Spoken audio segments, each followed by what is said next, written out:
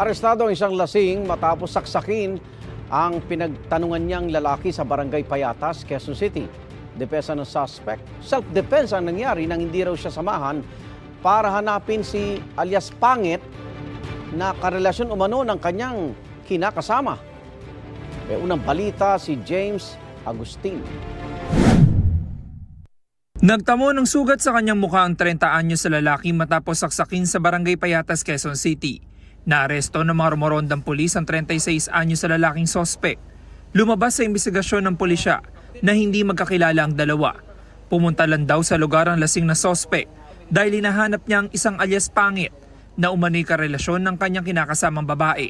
Nagkataon na napagtanungan niya itong biktima at nung sinagot siya ng biktima na hindi niya kilala yung hinahanap nito ay nainis itong suspect at naging simula nung naging ugat ng kanilang pagtatalo na hanggang sa uwi sa pananaksak.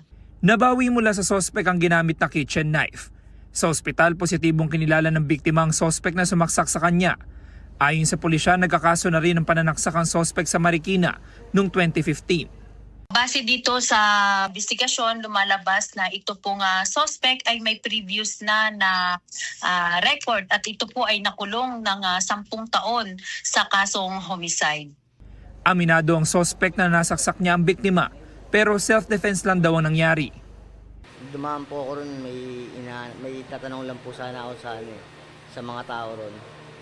Sabay biglang mainit po yung ulo nila, sabay sabi nila, kuha kayong matalas dun, kaya pinagtanggol ko lang po yung sarili ko, kaya po nangyari.